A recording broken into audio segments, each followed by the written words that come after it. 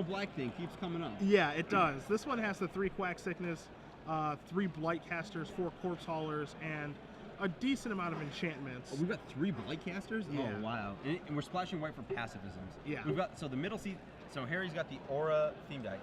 Oh, so Bronzy Fain is actually a Star City Games employee. Oh, cool. That's awesome. Thanks to Ruben Bressler for pointing that one out. So we've got a bit of a Virginia home team battle. Yeah. Yeah. Hey, the Pat Cox is, they're DC area, right? Yeah, DC. Relatively local. Yeah. And Roanoke, relatively local as well. Yeah, Roanoke only a short 3 hours away from here. Yeah, actually. that's nothing. That's nothing. Now, Cox's deck is one thing that we haven't talked about very much because I was wondering if we were going to see like some sliver action and how slivers were going to play a role in this. Cox's deck has 3 blurred slivers. He's got a battle sliver. He's splashing for bone slice sliver because he's a green-red base with a small white splash. Do we have the bigger sliver? He's got a ground shaker, which is the trampling sliver, 7 mana, 5/5. He also has 2 predatories. Predator. Yeah. That's the one I'm looking for. Yep. So we've got green-red slivers, and those are the sliver colors, I think. Yes. The white slivers, I mean, he has the good white sliver, the rare one. But the other white slivers are like just okay. You've got like Hive Stirring, which doesn't really pump your sliver as much. You've got the +0/+1 sliver, which like +0/+1's fine, but you know, as we've learned many times, pumping toughness is not the same as pumping power. Not even close. Not even close. And like Sentinel Sliver is like a fine 2/2 body, but Vigilance isn't a huge ability. Like haste, adding power, double strike. These are the good slivers. So red-green. You want to look at these decks over here? Absolutely. So we've got the Advocate of the Beast deck. Got some Advocates. Unfortunately, we're missing. Oh, Rumbling Baloth, not Predatory. My bad. Yeah. We're missing the Baloth, but we've got the Maulhorns. We've got the Advocate and Maulhorn combo. All right. So the Maulhorn has attacker return. It's going to get a little bit bigger. So Bronzy, who's playing against Orin, is going to be red-green mid-range-ish beatdown. We've got a blue-black control for Sean French. Okay. Any bombage? Let's see here. We got Clone. That's definitely a good one. We have multiple Wardens of Evocile to race out a Shadowborn Demon. There's actually 2 copies of Lifebane Zombie too. Ooh. In the middle seat against Harry Frank. So we've got Lifebane Zombie. We were talking about this earlier. Yeah. Lifebane Zombie versus a mono black deck. Not so much. Not so much. Not so much. 3/1 Intimidate and. It is not so good when it's not going to do anything. I'm going to be interested to see if French actually sideboards them out because, again, Brian Kibler had written his article about his experience at the pre-release where he actually boarded out his Lifebane Zombie because it was so bad in the matchup that was played. So Orin leads off on a nice island, I'd have to say, and Bronzy answers back with an Elvish Mystic. Orin has a mountain, so he's blue-red. Yep. Let's see what Bronzy follows up this 1-drop with.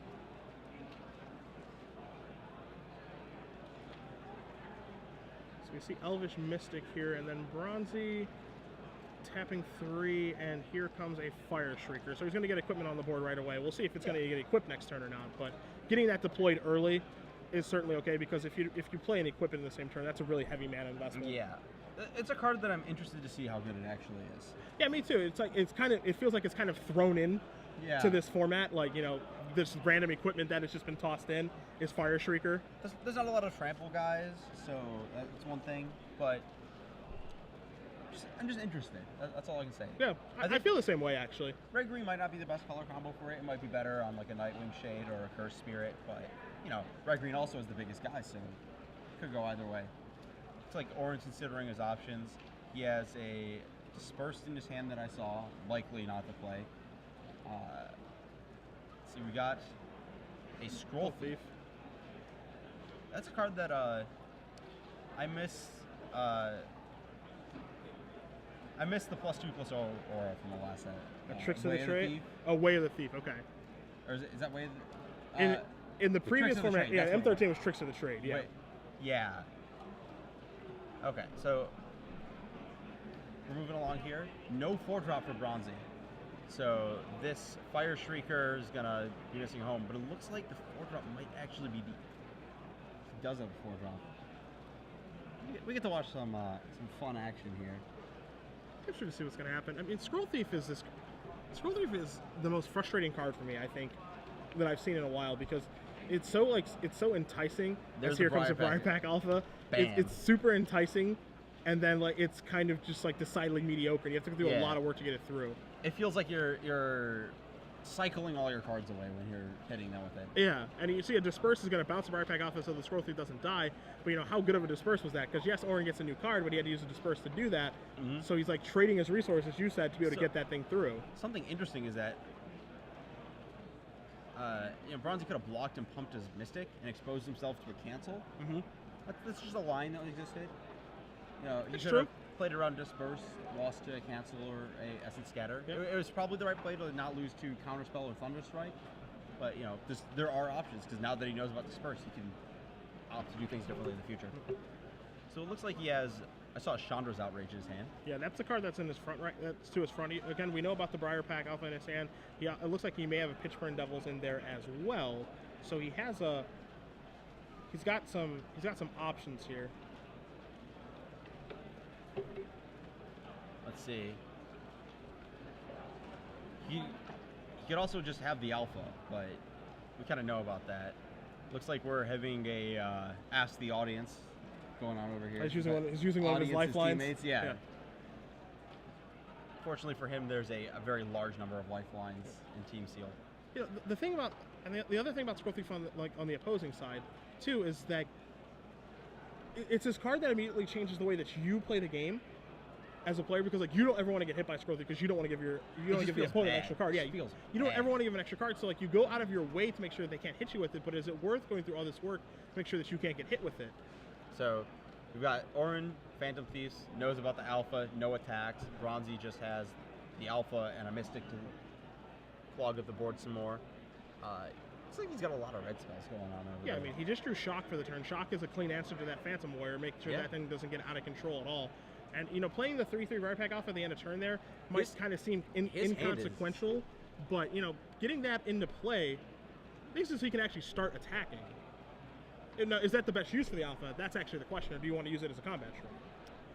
Or knows about it. I don't think you can really sit around and hold up 4 mana for the rest of the game just for a +2 or a Falter guy that doesn't even block blue flyers. Okay. So, Fire Shrieking up the Alpha. Orin taking 6. We've got a lot of choices here in that hand. See a Flames of the Firebrand. Yeah, his red cards are, yes, 2 Chandra Outrages, a Flames of the Firebrand, and a Shock. So as far as good red removal goes, yeah, he has it all. Let's see. Outrage coming down on the Warrior. Wow, I'm surprised he's going to take care of the Warrior instead of the Scroll Thief. I wouldn't want to give Orin any more cards based off like all the cards that are in my hand if I'm Bronzy. You know, like I just have answers to everything. I don't want to give him any more extra cards. So like, I don't know what he can draw. Like that's awesome, but I just don't want to give my opponent any extra cards. I want to make him earn it. Yeah, you're winning this race by a lot. You don't want to let Orin set up for a later game. So here's a Claustrophobia and an additional Phantom Warrior. Mountain is the draw here. So now actually Bronzy can actually play multiple red spells in a turn. He can outrage plus Shock. He can Flames of the Firebrand, excuse me, plus Shock to just clear up Beasley's board. Fire Shrieker kind of, it got into 1 hit. It was good for 3, and now we're kind of seeing the downside of Fire Shrieker, which is, or maybe the downside of Elvish Mystic. That's not really a full card of value. Yeah. You know, we've committed a Fire Shrieker and 2 Mystics to the board. That's a lot of cards that aren't worth a card on their own. Yeah, Elvish Mystic is, again, it's interesting because like you get to ramp, as you mentioned a little bit earlier, you can play the Rumbling Bale off the turn early. You know, you can play it potentially on turn 3, get that thing out there, start giving the beatdowns. But is it worth investing a card to be able to do those things? I think that's actually a pretty difficult question. As soon as the Firebrand takes down the Scroll Thief, Fire Shrieker is going to get moved onto the Elvish Mystic, and Fain is going to attack here with the double striking one, not going to attack the other one, of course, because Phantom Warrior, I think, wouldn't be able to block fast enough, given the opportunity. Yes, tapped out, eat that 1/1. Now, look, here's an interesting question. Flames of the Firebrand and Chandra's Outrage can both take care of the Scroll Thief. Would you prefer to use Flames of the Firebrand, which has the potential to maybe go 2 here, 1 there, 1/1/1, what have you, or use the Outrage to take care of the Scroll Thief? Fain was presented with both options. He chose Flames of the Firebrand. Interesting. No attack with the Mystic. I think I would use the flames. I think that I have enough fear of Shiv and Embrace on the warrior or something like that I'd want to be able to kill a 4 toughness guy. Okay. And again, we've talked about at length about how 4 toughness is actually a very important number in this format too. Goblin Shortcutter comes down, effectively no trigger. Yeah, just a 2-1 for 2, which is... Can't block the Phantom Warrior. Okay. Decidedly mediocre. Another Briar Pack Alpha drawn here for Fain. You can tell that his deck is good. I don't think... Is his worst card that he's played Fire Shrieker? Yeah. And that card obviously isn't bad. It's certainly contextual about how good that card can or cannot be, but he hasn't played No. We haven't seen a bad card from his deck yet. Not at all. Yeah, these are some nice ones. These are the green cards you want, right? You want cards that attack. You don't want giant spiders. You got beatdowns and removal. Yeah, and a little bit of acceleration too, so you can play multiple spells in one turn. He's got plenty of mana to move that Fire Shrieker around if he needs to. So I think his question here is that he can outrage if he wants to and alpha, but that's all of his mana, including the mystics. Yep. He can shock the Phantom Warrior. He can attack with, so like maybe you want to leave back alpha and shock as your spells. And then from there, he can either attack with both 1/1s, or he can leave back the unequipped one to block the 2/1. So he's going to attack here, and now he's going to play the alpha after no block's been declared to make it so that this is an attack for 6 points of damage. Plus 2, plus 2. 3 from the first hit, 3 from the second hit because of double strike. So he's going to push him damage through, add a 3/3 to his board, and then he's got shock at the ready for the Phantom Warrior. And of course, Goblin Shortcutter is outclassed in numerous ways right now on the board. Correct. So it looks like Orin's going to crack in for 2. Well, that's an easy start to the turn, and Fain is more than happy to take this damage. And I agree with him that there's no reason to shock here right now. Yeah. He's sitting at 16. He's going down to 14. No real trouble. No, just hold the shock up, wait for, Orin is at 6. Shock can target players. Yes. Or maybe wait for a Shiv's Embrace or something. Water Servant comes down. That's Orin's hope to hold the board, and it does live through a Chandra's Outrage. It's true. And he actually has enough to make it live through a Shock and a Chandra's Outrage. But it looks like Bronzy's done the math. We might see this go upstairs. Okay, so take care of the Shortcutter, get that out of the way. Gonna draw a card, quickly draws a Forest. Outrage is gonna target this. Uh-oh. And Orange just gonna pack it up. Knowing that he's just in some trouble there, can't really get anything done. He could have saved his Water Servant, yes, but I don't think it's going to end up winning him the game. Maybe he doesn't want to show him any more cards and just going to concede the game. We're just kind of treading water a little. We save the Water Servant, and then we can pump it again and, go to 2 life and trade it for the Fire Shrieker Mystic, or go to 1 and kill the other Mystic. And then we're just looking at a board where we've got Phantom Warrior and Water Servant versus Alpha. Actually, the damage from the Chandra's Outrage. Yeah, that was the lethal damage. That's lethal damage, yeah. So, Beasley's going to lose game 1 over Bronzy Fain. Fain up 1 as we're going to cut over to the Sean French, Harry Frank match in the middle seat. So we've already taken a look at Frank's deck list. He, again, is mono black, a common theme for the day. He's got 3 Quack Sicknesses, 3 Blight Casters, 4 Corpse Haulers, and does he have the Necromancer? He does not have the Necromancer. He does not have the Necromancer for the combo. Has a Senior Vampire as well. His deck looks, and he's splashing, as you said, for pacifist. There's 2 of them. Right. So his deck looks wonderful. Oh, wow. Wait, we said Sean French had Life Bane Zombie. Yeah, it looks like he has 2 Life Bane Zombie. It looks like he's up a game 2. We'll see if those Life Bane Zombies show up for game 2 or not. That's what I want to know. Yeah, that's what I want to know too. Is if he's going to board them out or if he's going to leave them in. If he saw the pacifisms, he might get hooked. That's true. That's actually true. You see some white mana, might want to try to remove a card there. We'll find out. As you guys see on the screen, all 3 players are sideboarding right now. So whichever duo of players actually does get done, that's the first match we're going to jump to.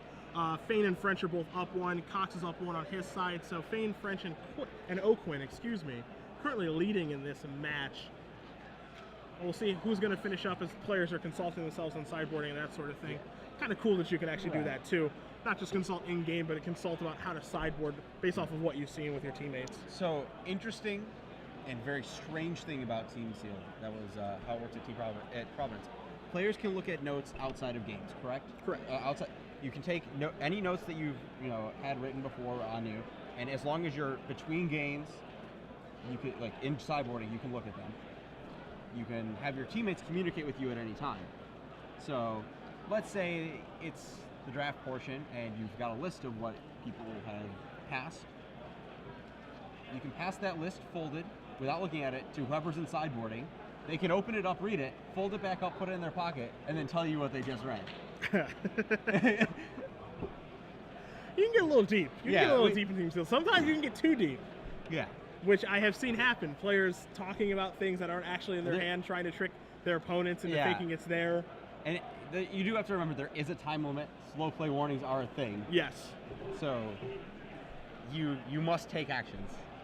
Yeah, and I know that was something that happened at the first when Team Seal was brought back in San Jose last year. That was something that happened quite a bit. Like a lot of matches end up going to time because players were just thinking a lot and consulting a lot.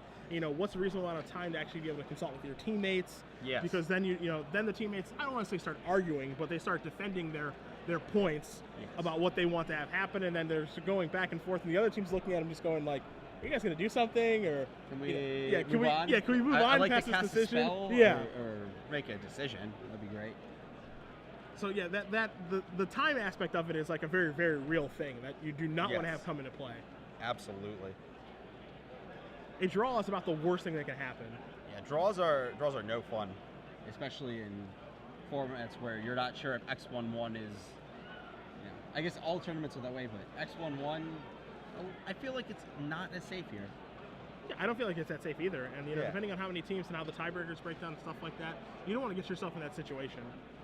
It's just a situation you just want to stay out of at any time. So, I'm just looking at Sean French's deck a little bit. He's main decking Bondrock. I like his style. Yeah, I like that a lot. I'm so pro like those discard effects. I absolutely love them. He's opting to play a Child Knight over the third Corpse Hauler. Okay. Interesting. It's the kind of decision that you could spend a lot of time on. It won't matter a lot most of the time. Sure. I mean, I can certainly see that Corpse Hauler coming in, like that additional Corpse Hauler coming in for this match. Yeah. Because like you're in the mono black mirror and that sort of thing. And so we're going to cut over to OQuinn versus Cox. OQuinn going to start off here with the Vigilance Sliver, while Cox just does have a Forest. Pat Cox is the Sliver deck, right? Pat Cox is the red-green Sliver deck. So we get but to he also see, has like all these Elvish Mystics and stuff. We get to see the new Slivers showcase why they're the new Slivers and not the old ones. Yeah, I think a lot of people, as you see a Blur Sliver here from OQuinn, so he's going to get in for 4 points of damage on this turn. 4 points of Vigilance Haste. Yeah, a little Vigilance Haste action. I think a lot of people were talking about coming into this tournament how they were just going to take all the Slivers and just mush them all into one deck and hope that the mana works out.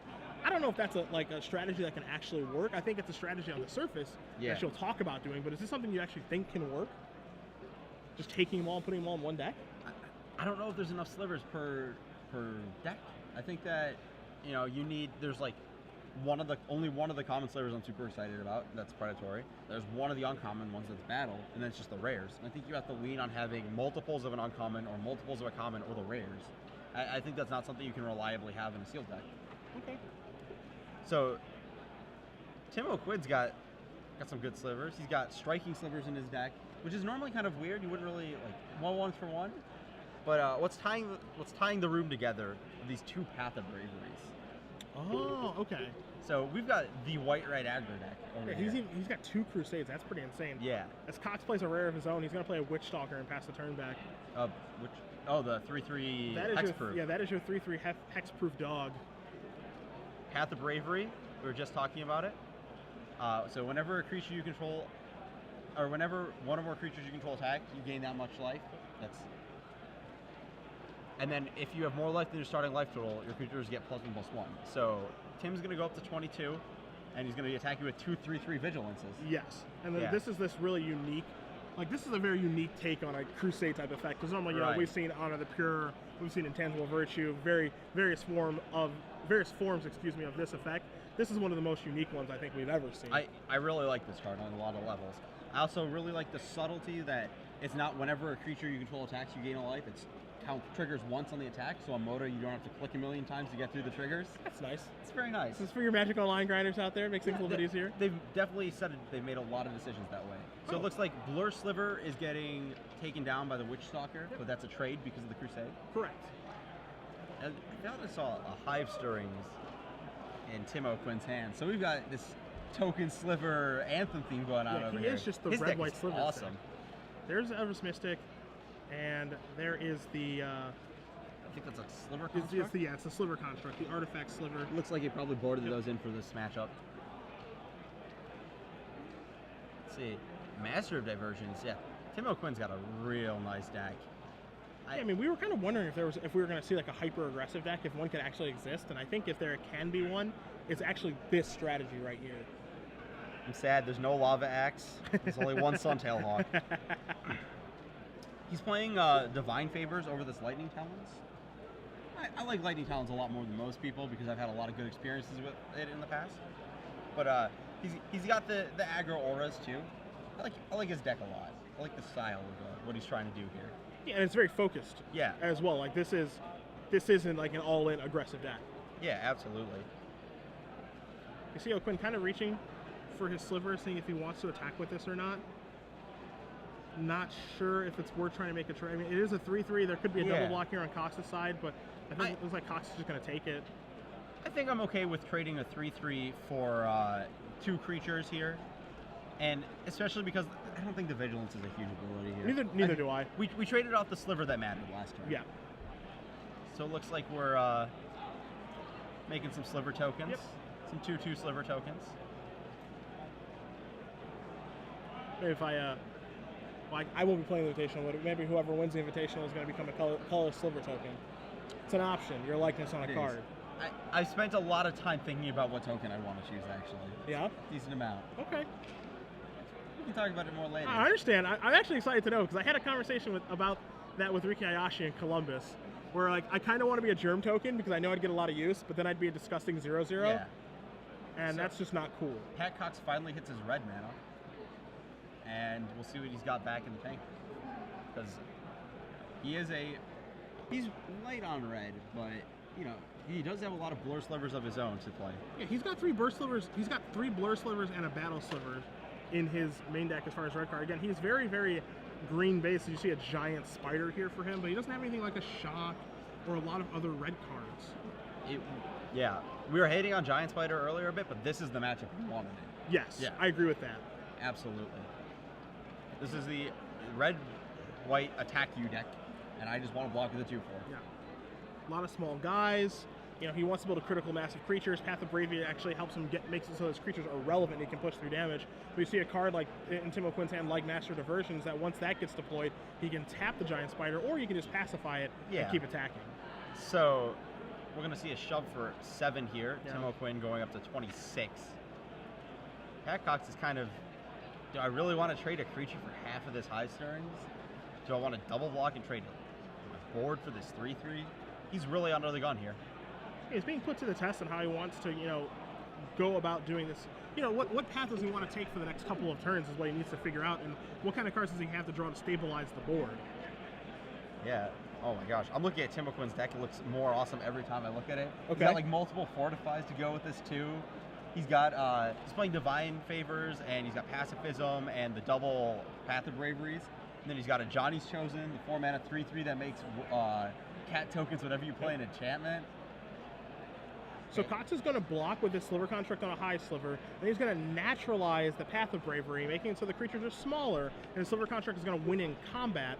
So there goes one of those, and then OQuinn's going to get 3 damage across, going to put Cox down to 7, but that's actually a pretty important naturalize, I think. Yeah. He could also have naturalized the Pacifism, but I think the pump on the team, is definitely more important. It feels like that was causing a larger problem than having his 2/4, being obsolete now. Absolutely. And Cox has access to 2 naturalizes in his sideboard.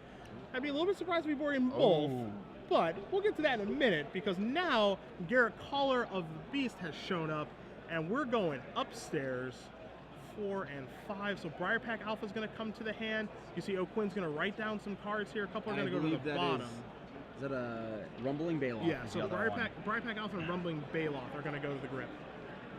Okay. Lead the Stampede here. This is a dangerous card. I played against this. I played against this Gunslinger last weekend in Roanoke when I was gunslinging at Star City Games. I did not get close to beating that card. Like, not even close.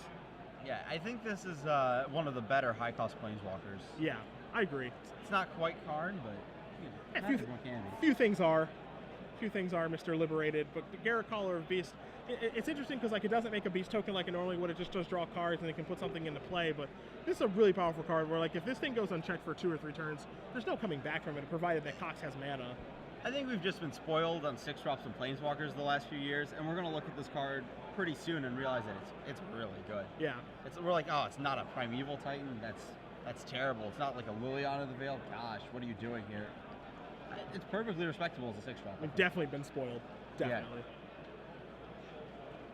So it looks like Tim OQuinn has the Ajani's Chosen in his hand, but he's had to curb out a little bit awkwardly and run out of his enchantments before, so he's not going to get max value out of it.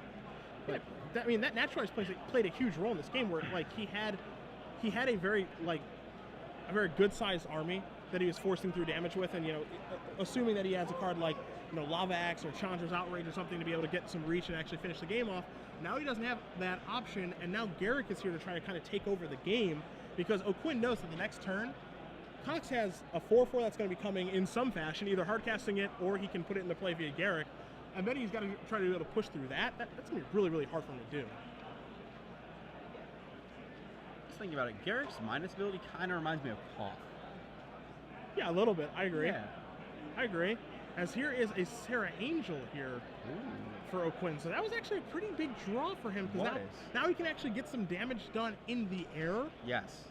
And right now we know that Cox's hand contains that Rampaging Bailoff, or excuse me, that Rumbling Bailoff. It also contains that Briarpack Alpha, but no flying defense.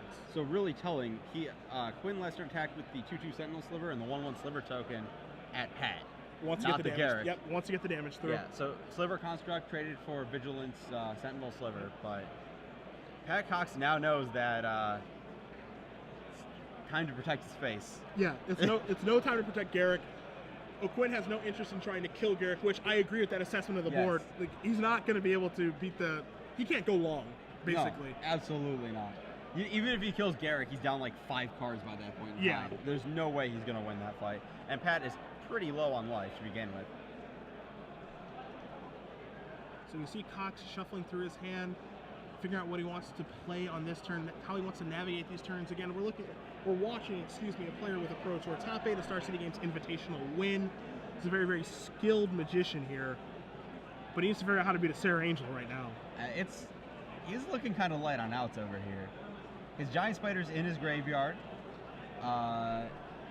He has it in large. But you have to set up so that he doesn't have another blocker, or you can try and race that way. And there's a Plummet that may or may not have made it in. I feel like this, we're trying to board in Naturalizes. I don't think this Plummet's going to have found room. Or this Windstorm. This could be difficult. Yeah, this Sarah Angel could easily take it home. All right, so Elevator going up, you see a Blur Sliver, a Root Wall, a Forest, a Battle Sliver, and a Predatory Sliver. All right. Okay, +1 draw 4, that's fair. And there's a bunch of slivers in there, so he can mount an offense really quickly. Yeah. The problem, OQuinn is at 26. That was a good time for that already in play sliver to die, I think. That's crazy. Yeah. Jeez. So that Garrick hit in a big way here. Cox going to get those 4 cards, as you said. Elite the Stampede, that's going to be +4 cards. Trying to just overtake OQuinn. That's on the high end of the distribution in Limited, I want to say. I would agree with you. As you see OQuinn taking a look at Garrett Caller, the saying, what does this do? No. It's drawing him a bunch of cards. That's what it's doing, Tim. Is Pat Cox playing 50? Okay. There's non-basic. He's cut down to 16 lands with 4 Elvish Mystics, so he's a little denser on creatures than he usually would be. Yeah. Pat Cox, something else cool in his deck. Mutavault Sliver. Yep. Yeah. A little small thing there. Just a little thing. He's got a Mutavault in there. Let's see, so he's got 7 to work with, so he can Battle Sliver and Predatory Sliver. He could Bailoff, Predatory Sliver. He could Root Walla and Bailoff. He's got options. All those things that you're mentioning. Don't block a Sarah Angel? Yeah. Yeah. Yeah, that's kind of the problem right now, I think. There's your Battle Sliver. Mystic gonna tap for mana. There's your Predatory Sliver. Now he's the Sliver deck right now. Yeah. Now he's showing who the Sliver deck is. Just kind of a little bit late. Let's see. Tim OQuinn draws. That looks like a. Is that a Fortify? That does look like a Fortify. That's Fortify. Yep. I think we're gonna be looking at a lethal attacker, assuming he pulls the trigger. Attack Against the Sarah tapped Angel. out Packox? Yeah, I mean, hey, he's got to attack the right guy. He's got to do every. It's funny in saying this, but he just has to do the right things this turn. Reed Duke is known for stone facing and making his opponents do the right things. Yeah. I bet it's won him at least one game. Yeah, shows him a Fortify. Hack it in. Pat Cox is going to read it. +2/+0. Assuming Cox is at 6, he is, so he's going to pick it up. So Tim Quinn is going to win game number 2, even it up here against Pat Cox. Draw 6 cards with Garrick. Doesn't matter if they don't come into play. That is true. Yeah. You can't convert those resources. Doesn't matter how many cards you draw. And as you mentioned, you take a look at the deck list. His answers to flyers for Cox are he's super light on answers. Yeah. He doesn't really have much. It's basically a plummet. Yeah, I wouldn't be surprised to see that come in now at all either. Oh, absolutely. Die do it once, never gonna happen again. Yeah, I would not be surprised to see that come in again. And his Giant Spider, for all intents and purposes, that card doesn't even beat Sarah Angel. It's No, just not gonna even. it's going to take something to beat it. He's got a Briar Pack Alpha, but that's really it on the pump side. He's got Troll Hides he can suit up with, but he's gonna have to do work if that's how he's gonna beat it. Yeah. It's kind of cool that like he could be like, oh yeah, now I want Plummet. Like Tim could have Shiv's Embrace. He could have Charging Griffin. Tim's just got a Sarah Angel, so there's a good chance that he forces a Plummet. It's just gonna be nothing. Yeah. That's insane. Oh, Sundale Long. Okay, yeah, sure. Shoot that bad boy down. Great job. As we'll come over to another match here, Sean French, Harry Frank. Again, Harry Frank with the mono black deck, French with a basically mono black deck, very, very close, but not exactly mono black, and does have 2 Lifebane zombies in his main deck, but we're in a sideboarded game, so we'll see if he did sideboard those out or not. That's the demon, right? The Shadowborn demon? It is the Shadowborn demon. Alright, so Corpse Hauler is getting sacrificed, bringing something back. French has a clone in play, and we're going to figure out what that clone is for you guys. Looks like Corrupt. Sean has the Corrupt today against the mono black deck to take down the Nightwing Shade. This is a Corrupt for 6. So bye-bye goes Nightshade. Bye-bye goes the Nightwing Shade, and up goes French's life total. Yeah. Harry tapped out, not have the mana up to sacrifice that to Gnawing Zombie. So it looks like that's a Water Servant. That's the clone. So, let's see here. Yeah, that Gnawing Zombie was, if it had been up, that Corrupt would not have been nearly as good. But, you know, it looked like a scenario where we wanted to race downhill with that Nightwing Shade, especially against the Demon. Yeah, especially with French at 4 life. I think he just wants to try to get this game over with. Yeah. Alright, so you see Frank kind of looking through his graveyard here, maybe signifying another Corpse Hauler. Yeah. He does have a lot of those, right? Yeah. I think the count was 4. Yeah, that sounds like a number. Yeah, and there he plays another one, and the count is again 4 Corpse Haulers for him in his deck. It's all the Corpse Haulers. It looks like an Accursed Spirit, the 3/2 Intimidate, is going to join that board. Do you like that card in this matchup? I mean, it does have some power, but Intimidate, of course, not great in the mono black. It's not mono black though. Sean is blue. Okay, it's respectable. I mean, base black, maybe a touch of blue. The other thing too, the black creatures are small in this set, so like Accursed Spirit's gonna trade for whatever blocks it. Okay. So worst case scenario. So the demon eats the clone. Child of Night comes down. Demon comes in. Sean excited to have drawn, it looks like, the other creature to sacrifice the demon so it doesn't eat itself. Yep. That's what it feels like to me, too. All right, got a draw card here is... I think that's another Corpse Hauler. Frank, I think it is another Corpse Hauler, I agree. Now, Harry's looking at this board, figuring, okay, I can Gnawing Zombie my way out. I can, not die to the demon that way. I can corpse hauler back a chump blocker. He's got options, but And that clone, for you guys at home, even though it's gone now, it was a water servant. yes. So that thing is long gone now. It's kind of a Shadowborn demon. Take me home, please. Yeah. As you see, draw enough creatures, maybe get the 6 in the graveyard, so Yep. we're not just chumping every turn. You see Frank consulting Cox here on what to do. Not bad to be able to consult a Pro Tour top 8 competitor. No, not bad at all. I think the only thing you can attack with here is the zombie, right? The accursed. The you can't attack with the spirit because he trades the. Okay, trades- well, actually, I don't know how many creatures are in the graveyard. Maybe Sure. he just can't trade. Sure. Yeah, I don't know. I don't know. This actually it feels pretty tough. Yeah. If he's under 6, you can probably just attack with everything because, any trade and you end up in a situation where the demon eats itself. But if he's at 5, that gets it's a little iffy.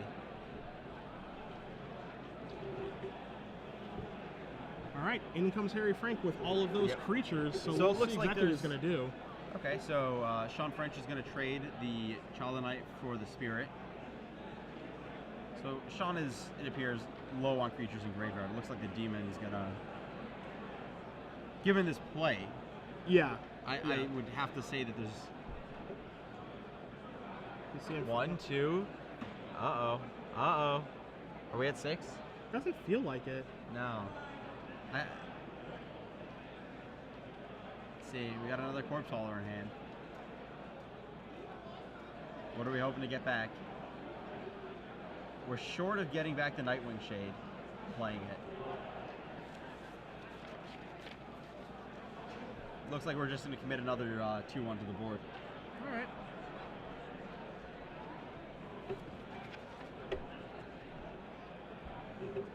All right, so there goes the Shadowborn Demon. French draws a card. He draws a. All right. That's a good draw. A pretty good Demon draw. died, get a Sengir Vampire. Yeah, that's sure. a pretty good draw. A good replacement flyer to have him play. It actually stands tall over this entire battlefield right now. Yeah. Well, when the Nightwing Shade comes back, that might not be the case anymore. Yeah. Nightwing Shade, there's some assembly required there, though. Yeah. Got to get it back, got to play it for the turn, and then have the mana available. Let's see here. So, at some point, Harry has to consider that if he advances the board enough while Sean's stalled, he can just go completely downhill with that the Gnawing Zombie as a burn spell. So, like, Sean's definitely on the back foot here, especially with 2 lands in his hand. As we can see, he's just drawn the second.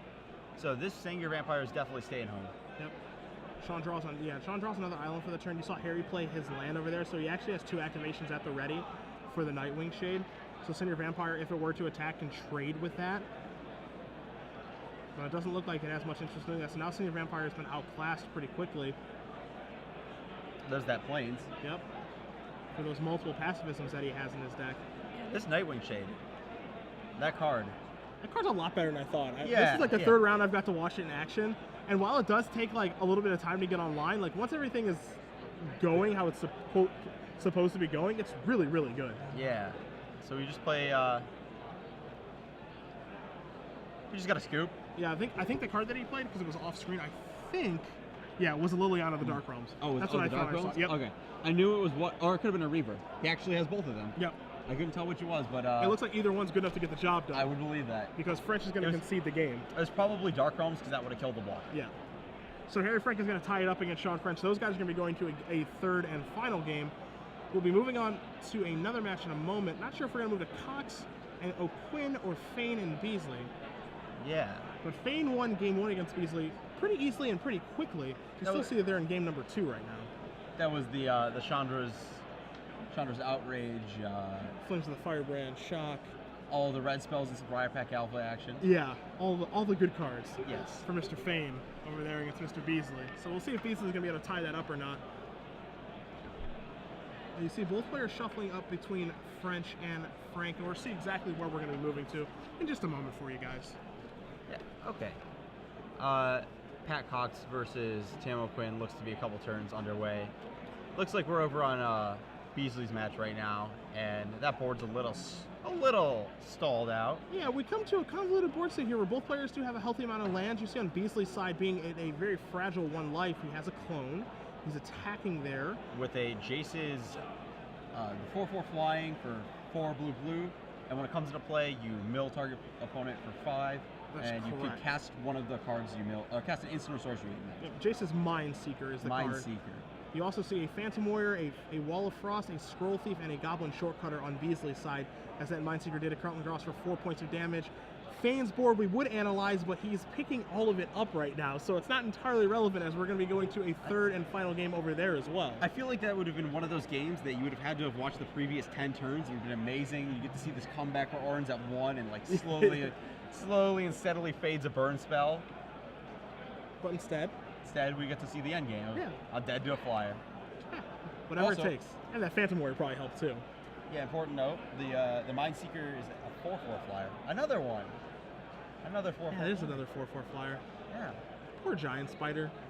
Really not having a good day. Poor Giant Spider. It can block the Mythic Sphinx. It can block that one real. Oh, yeah, you're right, yeah. Yeah, okay, well, Giant Spider's back in my good graces since it can block the 3/7 flyer. That draws you cards. Yeah. How does Giant Spider get to block a Mythic Sphinx and live?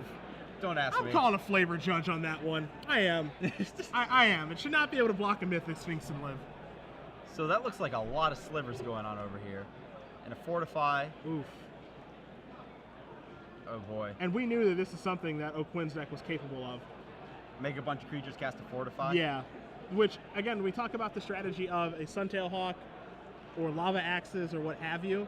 But swarming the board and fortifying also seems like a pretty potent strategy in this format. Fortify is your overrun. Yeah. It looks like one of those is a striking sliver, considering the fact that the other one just didn't die. Yeah, we see a board of a striking sliver, the hive sliver, the hive tokens, the vigilant sliver, Path of Bravery is in play. You see Quinn is at Another 28. vigilant sliver. Yeah, this is a lot of power. This is a pretty good board position versus an Elvish Mystic, And 3 8 life. lands, yeah, 8 life.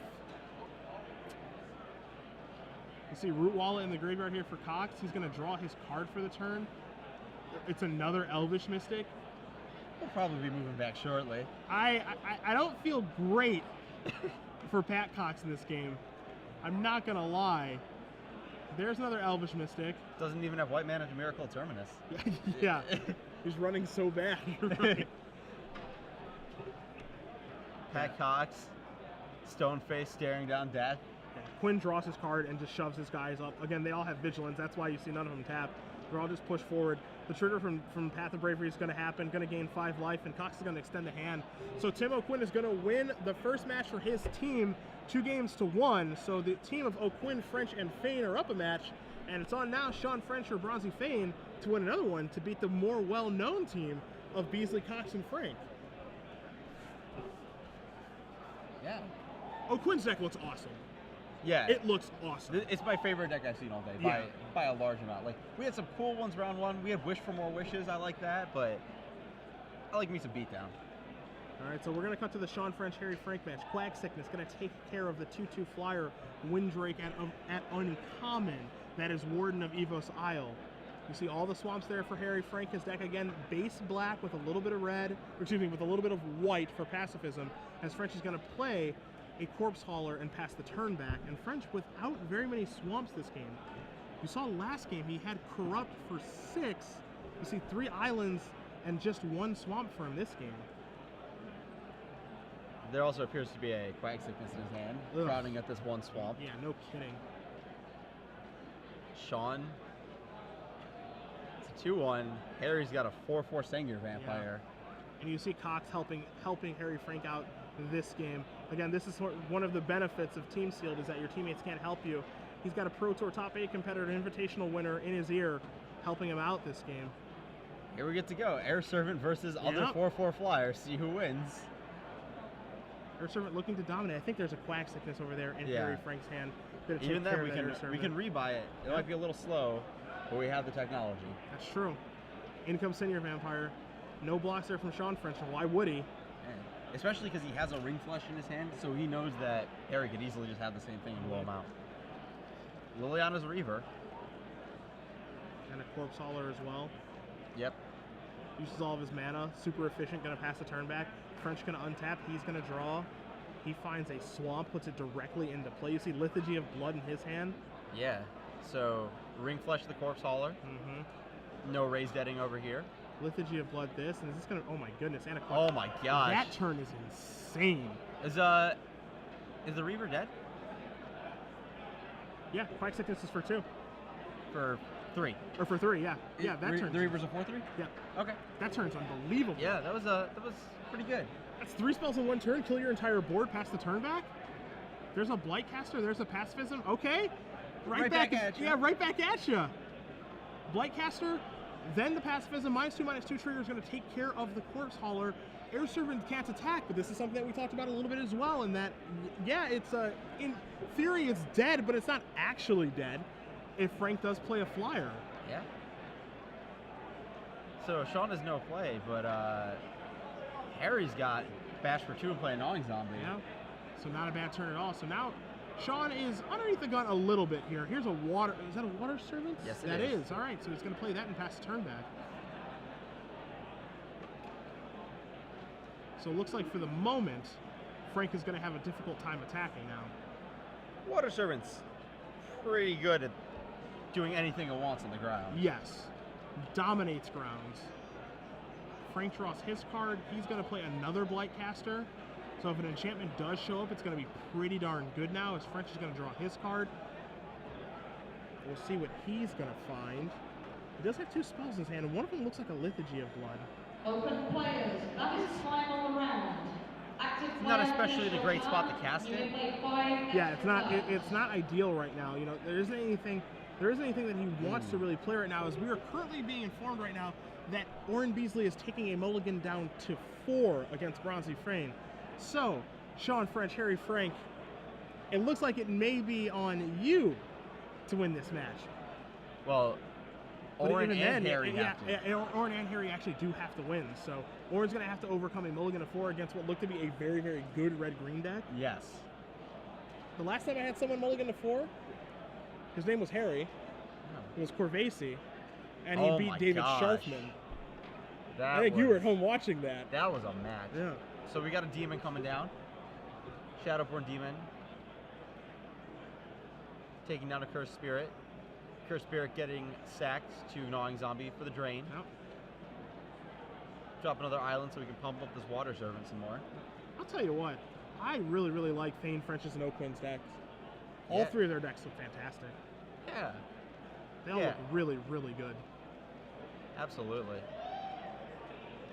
I'm just going to root for the guy with the red-white aggro deck. So, Air Servant gets eaten by a demon.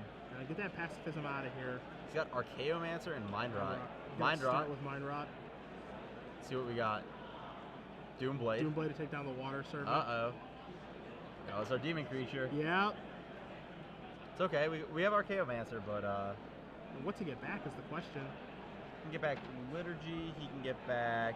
yeah, he does have a good target in Liturgy. You're right about that. Get back Ring Flesh. He's getting back Liturgy. Yeah. Now the thing here is that Harry could draw any aura.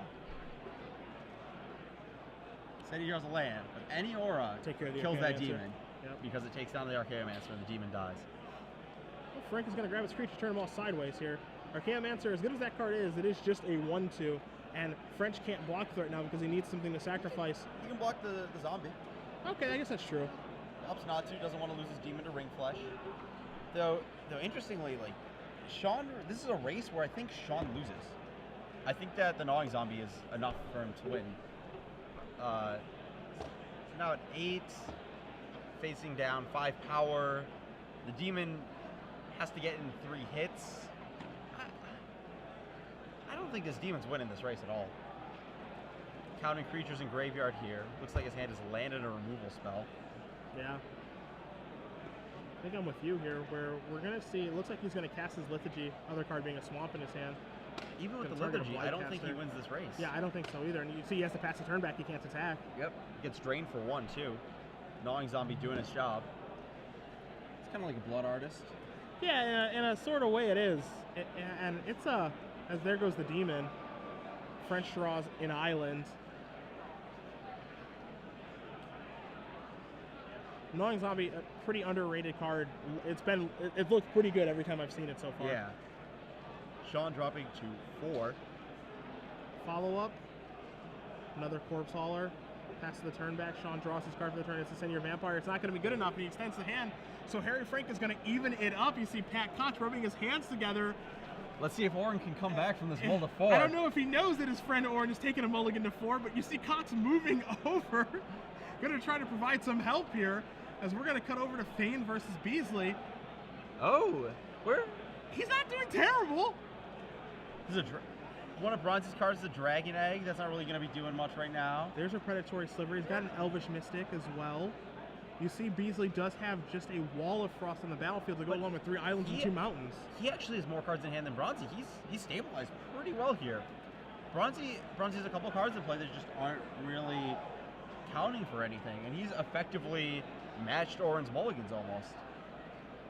Let's see. Fain is going to be reaching here for his creatures. Going to be sending some of them into the red zone here. You see Wall of Frost on the screen, playing as much defense as it reasonably can at this point in the game. Yeah. I think that's an Advocate of the Beast.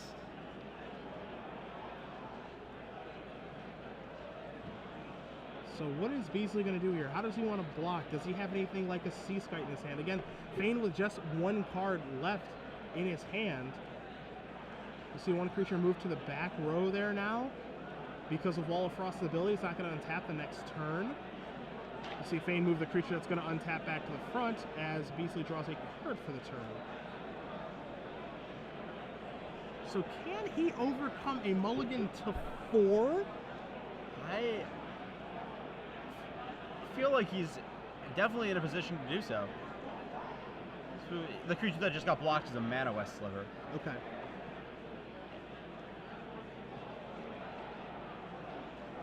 Okay.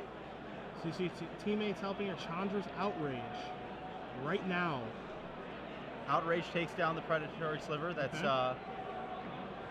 pumping up the slivers in play. So Fain's going to untap. He's going to draw. He finds An Outrage of his own. Outrage of his own and a Fire Shrieker in his hand. You see Sean French's finger coming in, pointing out what to do. Quickly going to tap that creature again due to Wall of Frost. That's not going to tap this turn. Next turn for Bronzy. Is there a second red mana for that that Outrage? Doesn't look like it. If that Mana West Sliver is tapped, I don't think so. And there aren't any other slivers in play there for Fain either, so no additional red mana. Unless that middle thing's a construct. Looks like 2 Advocate of the Beast, an Elvish Mystic, and a Dragon's Egg to me. That's what it looks like as well.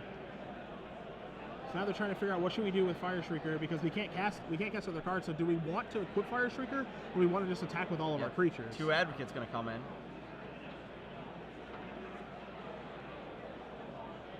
So just these. Block 1. All right, yeah, block 1. Go down to 10. This Wall of Frost is working overtime. There's a Fire Shrieker and passing the turn back. So no use of the Elvish Mystic this turn. No. That's the surprising thing to me. Yeah, could have gotten into free damage. No use of it or equipping with the Fire Shrieker, but no harm, no foul. Gonna untap.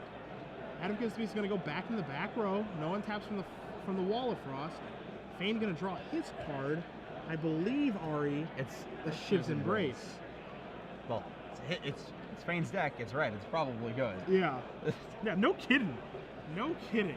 We've seen what? Outrage, Flames of the Firebrand Shock, and Shiv's Embraces as red cards. Yeah. And keep in mind that the other person on his team, Tim OQuinn, is white-red. Yeah. He's like a slivers deck. Yeah, he just took some shortcutters. No big deal. Some striking slivers you wouldn't have played anyways. So both these players, are in time now. They're in so time. Bronzy is going to be turn number 0. Beasley's going to have turns 1, 3, and 5. Fain turns 0, 2, and 4. Disperse is going to bounce that. What a gigantic beating. So there goes the Shiv's Embrace. His Fire Shrieker equip was his turn as well, so nothing gets done this turn for Fain. Oh, that might be enough for Oren to turn this mull to 4, not into a victory, but into a draw. Yeah, that's, I would accept that from this board state. Looks like Oren's got his own Shiv's Embrace, just hanging out, looking at that wall, feeling sad. I think the draw this turn was a Scroll Thief. I think that might be. It's opportunity. That's an opportunity. Okay. So draw 4. So now Beasley, I think, might be hoping he wishes there was more time because now he's just resolved an opportunity. He plays an island. He's going to pass the turn back. So turn 2 will be for Fain. You see a forest there. He's going to rearrange everything. Plays that forest. We know he has the outrage. He's got to start pushing in some damage here. Yeah, he needs to. Interestingly, he could outrage his own Dragon's Egg. That's a line. That is a line. Seeing a different angle. I don't hate that at all. Yeah. Will he see that line is the question. He can like Fire Shriek his Mystic, shove for 2, kill his own egg, get a dragon. That might be a way to victory, especially with the Fire Shrieker. I actually think that is the line I would take. It's a complicated one. I'll be interested to see if he can see it or not. Looks like he doesn't. Yeah, it looks like he doesn't see that. Yeah. Let me just double check real fast. I'm pretty sure Chandra's Outrage is not limited to opponent's control, right? I'm pretty sure you're right. We can certainly get it up on the screen for you guys as well. And we will be checking. Yeah, deals 4 damage to target creatures. Yeah, so we would have to take 2, oh darn, to try to win the game. Yeah, it would be exactly lethal in 1 turn if Warren didn't have a flying blocker. Okay. He sees half of it. So he's going to outrage his Dragon's Egg to put a 2/2 into play. Right. Then we can Fire Shrieker that. And so does this mean that he needs to peel a mountain to win? Or at least try to win? Yes. Draws a card. It's a red spell. Another Shiv's Embrace? Let's see. The answer is that's a possibility. It's turn 4. This is his last turn to attack. That looks like 1 short of lethal. Oh Is it? Or actually, yeah, Shiv's Embrace costs a red, so he has to tap the Mana West Sliver. So, yep, he's gonna come up short. Oh, these guys are moving. These guys are moving their mana around a lot. It looks like they might see something that maybe we don't. I don't know. Oh, we can give a different creature flying. There we go. Yeah. Not the dragon. That's lethal. So let's see. We Fire Shrieker up the Advocate that's been Shiv's Embraced. 8+2. I was busy thinking about the pumps Equip and the dragon. here, attack there. No, he wants to equip here. Okay. You see him moving really, really quick here, thinking that he might have the win, but he's not entirely sure. Uh-oh. Are we going to be committed to that equip? I don't know. Oh, no. Oh, no.